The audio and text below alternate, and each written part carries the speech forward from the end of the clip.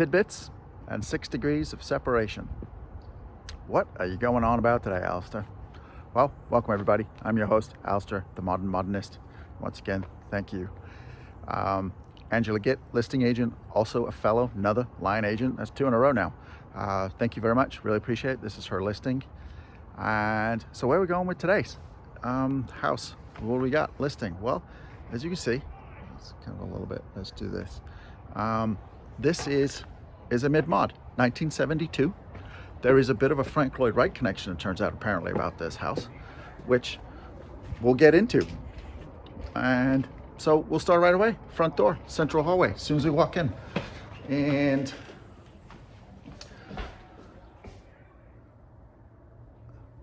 look at those front doors. These are amazing. Let's close this behind us. If we do this, you can see them more. So this house today, not only this is a mid-mod 1972, the folks that are selling this house clearly are into mid-mod. Furniture, I don't even know. Glassware, just knickknacks, should we call them that? I'm sure they don't appreciate those words, but it's just amazing. It really is. It truly is a very cool place. So we're gonna start today, not actually with a house feature, but a piece of furniture, which may not come with the sale, but they do say in real estate, everything is negotiable. And look at this. So you can get out of the way. Sideboard, 2 little pieces of glass on top. I like it. This is pretty cool. It's very, very cool. Let's just start here. Living room. That is a sunken living room. You could say, argue very 1970s, but this house was built in 72, which there's our little tidbit clue, 6 degrees of separation into the past. That was not a very 1970s thing. Crushed floor, yes, it took off that way, but they appeared way before, and from somebody we may know. And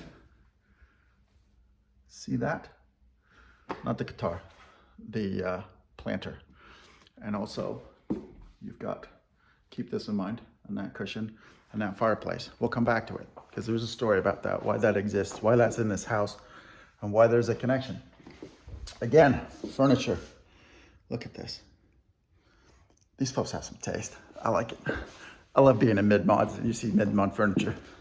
There's nothing, I don't know, makes you more exciting. Another thing in this house, there is a bathroom in this house. If you follow me on Instagram, you'll have seen it yesterday. Oh Lord, it is amazing. Fantastic bathroom. Off of the hallway to the left of the front door, so let's just give you a little direction where we walked in. So that's where we walked in, front door. There is an office. Again, like I said, look at this stuff. I don't know how much of this is gonna go once the house sells, what they're taking, what stays. But there's some really cool lights in this house that'll be really hard to find to replicate whoever buys this home. Look at the ceiling lamp too. It's just, it's unreal. Now, we have got a massive hallway. So we're gonna walk down here. There is, I love these, see these sliders? These are pretty original. Listen to this. I don't know, they were just heavier back then. I don't know, sliders today don't roll that nice, at least in my mind, or in my opinion. And so there's a little courtyard out here. And this is just down that hallway. Kitchen is actually directly behind my back. And plop down. Another same thing. It's everything just kind of drops down in this house. And you've got these massive, massive windows. This was that office that we're in behind us, right there. Another big window. Let's come back up. And same thing again. If you did follow me on Instagram, if you do, you'll have seen this was another favorite feature of mine. This is a dining room. And that is the most mid-mod fireplaces you could possibly find. This one does attach at the bottom and the top. As you moved into the 70s away from the mid-mod movement and more modernist, you ended up, a lot of these were free, they would just hang from the ceiling almost like a giant upside down mushroom. They are not cheap when you find them. To restore them, to find them in original condition, holy cow, stupid money. Leave them. Don't rip them out, let them stay. They're amazing, they really are. And then here's the dining room. Again, we'll go here. Look at this. It is just the attention to detail and the level to keep this mid-mod. And then while I'm talking to you, I just looked down, I saw something really cool. Ready for this? You don't see this often at all. So there is a wet bar in the corner of the dining room. That's not the bit that's rare. Look. We've talked about it. It's hard to find it. That's Formica. Yeah. Oh gee, someone left it. Oh, it's like, you know, I was excited when this house came up. I was even more excited when Angela Gitt, the listing agent, asked me and said, hey, yes, you can come in and do a video on this house. And now I'm finding stuff like this as we walk around. I'm sure we're gonna find some more stuff. And this is my second time in the house because I was here for the broker's tour yesterday. So we'll probably find some more stuff. But it is just amazing. Same as like here, like this house. I think we can get more into the decoration and the stuff in the house, like clock, original, like, it's just superb. You come off the dining room towards the back here. So let's do this. I'll swing it around. Well, let's give you guys a little direction so you see the floor plan. So there's a hallway straight down there. There is a garage, 2-car garage. You're not gonna go in there, there's a lot of stuff in there. And then it's pretty deep, so you can get 2 full-size cars, plus in front of the cars there is a ton of space. So you could do a little workshop area in there, countertop, something like that, which is kind of cool. Now, back here is a bath, sink, toilet, and there is a shower. So this has been updated and nicely done, but the one, wait till you see the one that is amazing. But it's all updated. Off of here, laundry room, really nice. Behind, opposite the washer dryer, see? There you go. There is a kind of a little folding area, and there's a window, and that looks out to the driveway. So it's kind of nice. It's kind of cool. And I'm gonna come here. So now we're walking back up that hallway. Before we go all the way up that hallway, we're gonna go left, and we are in a kitchen. Again, look at that. Everything's negotiable. These light fixtures are staying. If you're buying this house, I don't know. I have no idea. I don't want to like speak out of turn or make someone upset, but folks, bid on the light fixtures. Okay, they're amazing. They're gonna be hard to replicate or replace and find. I don't know how attached the owners are to them, but I'd put it in there. Add some extra money in, make them happy. Kitchen. So we got microwave, we got your standard appliances. This is kind of a cool kitchen. And here's something here's the thing that gets me about mid-mod kitchens when people update them. Yes, you want to update them. I like that. I understand you want the latest, greatest stuff. But this one's been kind of done in the spirit of, in the sense of, you ready? We've got a cooktop and a separate double oven. Very mid-mod. I don't know if that was, I couldn't tell you if that was done as a throwback to, in taste of, or maybe that's just what they preferred, whoever did this kitchen update. But I like that. That's just my taste. I understand mid-mod kitchens don't survive well with updates, and people look at homes when they buy it that they've got to sell it. They're maybe not going to sell it to a mid-mod fan, but this is very cool. It's in lieu of, it's in taste of, and I like that. I like that a lot. This backslash tile, I don't know if we can see this. It's almost like a glass. I don't know, it's definitely got a heavy glaze on it, nice sheen. I like it. And then these countertops, they're kind of a texture. I don't know what material that is, but there's a texture to it. It's not smooth. I like it. It's nice. This is a great kitchen. Absolutely superb. Look at these floor. Massive tiles. I like it. So we're gonna go down this hallway. As you can see, it's behind us. We're gonna walk. Now, we're gonna go down here. Okay, there is our sunken living room. We are gonna come back to that. There's a story about that, why that room is like, what something was mentioned and why I believe that is actually, I do believe that to be true, but we'll get to it. So this is a 2-bedroom. Another updated bath. This has the same countertop as the kitchen. And what I like about this full bath, it is just right outside of bedroom number 2. So it's not an ensuite per se, but it is very close to the second bedroom. So guests don't have to go far. They literally walk out of that bedroom door. There's a little hallway that we're in, and the bathroom's on the left. And there it is. That's your water, HVAC, but there's a full closet just outside, a laundry linen closet, however you want to call it. But then there's closets, double closets in here. And look at these doors. True mid-mod would have had flat panel doors, but these, I like them. I like the shapes on those. Yeah, I know. You know how I feel about those. Yep, this house has plenty of them, but it is what it is. And again, everything's negotiable, kids. Look at that piece of furniture. Oh, I don't know about this house. Just Keaton's making me happy. And again, we're gonna go outside there too, but down this hallway is this wall of windows. And there's a fantastic backyard with a pool. It is superb. And we come into the primary. Here we go. Don't mind that thing hanging from the ceiling. And again, furniture. Look. These people know their sideboards. They really do. They're amazing. They really are. Now, off the primary, there's a closet in there. Walk in. No need to go in. There's stuff in there, but there is a closet. This bathroom, this is bar none of the videos we have done so far, the best bathroom I've been in. It is not the original bathroom, but it is done in the taste of mid-mod. It's phenomenal. So we're gonna start here with this. It's double sinks. Look at that. That's the bathroom vanity. It's amazing. Backsplash.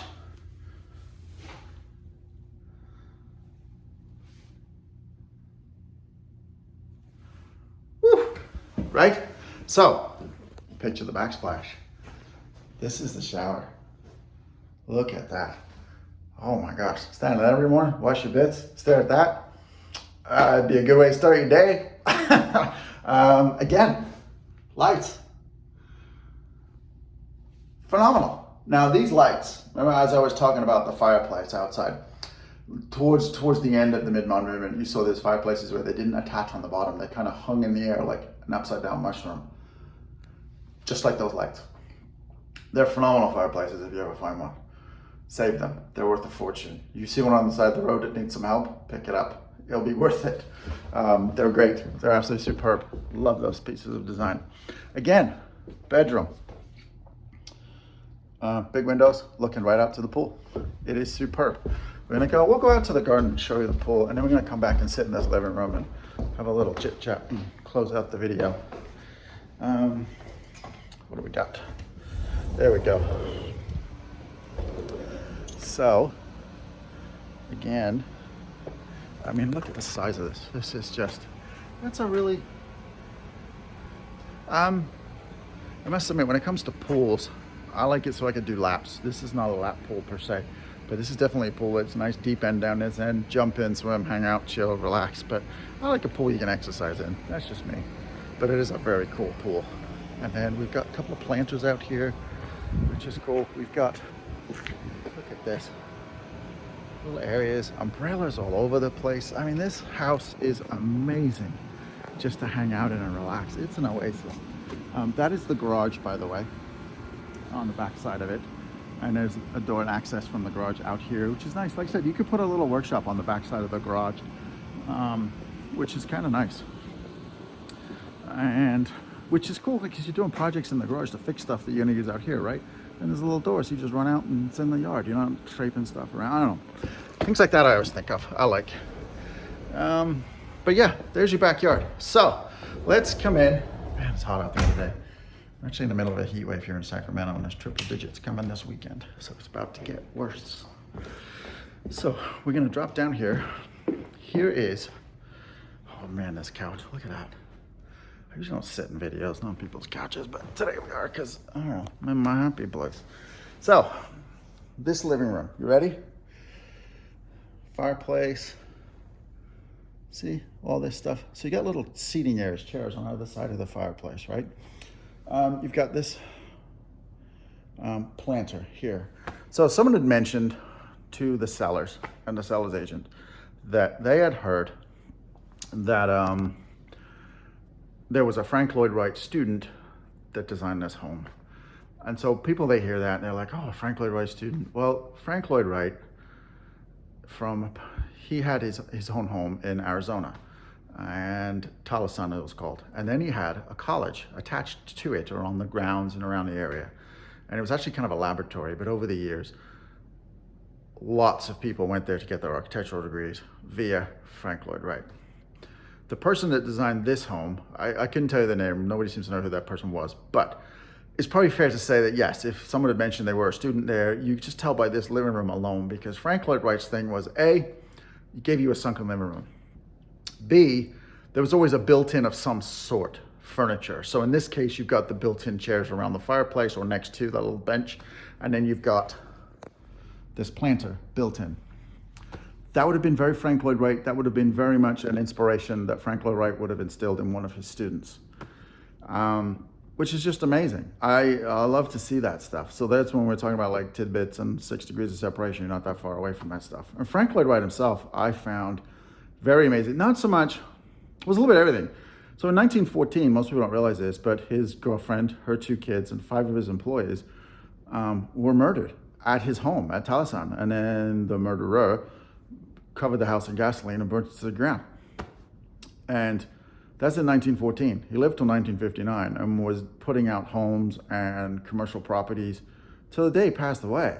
I don't know how you recover from that, personally. I don't know if I could, but that's phenomenal. To do that, to me, just immerse yourself in work. Maybe that's what he did.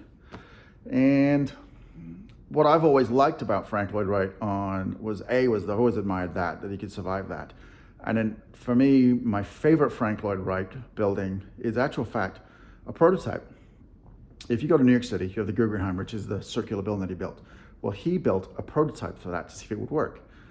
And that also involves another American by the name of Max Hoffman, who he is the reason why today here in America you can buy a Porsche, Mercedes, and a Jaguar, because he was the lead importer of those cars. And all 3 brands, he did something for them to make them attractive to Americans. So with Porsche, he pushed Porsche to come up with the 356 Speedster. So Americans, it was actually their cheapest model, and to keep it at, he had to be under $2,000 at the time, which right, a Porsche for $2 grand new. And the way they did it was they sold you the fan belt as an optional extra, but it's an air-cooled engine, so you needed the fan belt for the car to work. But it was $15. So you paid for the car list price, and then you had to buy this fan belt for $15 so you could drive your new car home. But anyway, but that was Max Hoffman. For Mercedes, there's the Gullwing, very famous car, 50s. So he convinced Mercedes to make that as a convertible to sell in the United States. So what did he do for Jaguar? Frank Lloyd Wright. He commissioned him to build a circular showroom in New York City exclusively for Jaguar at the time, for the brand. It was their New York showroom. And it was the prototype for the Guggenheim. Fantastic building, still exists to this day. It is no longer a car dealership. I'm not sure what it was. For a while it got turned into like a gift shop. It's become all kinds of things. It is no longer a car dealership, but that's what it was. That's what it was originally for. That was his gift or thing to get Americans into the luxury brands, because BMW did not exist at the time, believe it or not, back then. Audi was coming out of World War II and did not exist at all. They were actually known as Horsch, DKW. There's a couple other brands, but that's the 5 rings of what Audi are. Those are those 5 dead brands. And then they just, Auto Union is another one, and they reconsolidated them all and became Audi, and those 5 rings represent the old brands that are no more. Because Audi was formed post World War II, but that stuff didn't exist. So they were the 3 main brands, was Mercedes, Porsche, and Jaguar. And obviously Frank Lloyd Wright attached to Max Hoffman and the Jaguar brand. And here we are sitting today in a home by a student of Frank Lloyd Wright. So there we go, tidbits, 6 degrees of separation, call it what you want. But this house, to me, this is another favorite. It's another one that makes me sad because I don't have that much in my bank account right now. And it's going to be an issue too, because when I get to the point where, you sell homes and you may start making money in real estate, I'm only able to buy so many. I can only live in so many at once, right? I can't split myself up and teleport. But this is a really cool house. Thank you again, Angela Gitt. I really, really appreciate you letting me do this video. Call details below, folks. If you'd like a tour, make an offer, contact me. We'll go from there. So once again, thank you, everybody. I really do appreciate that you folks do take the time to watch these videos. Be good to each other, humans, and you have a very good day. Take care. Bye-bye.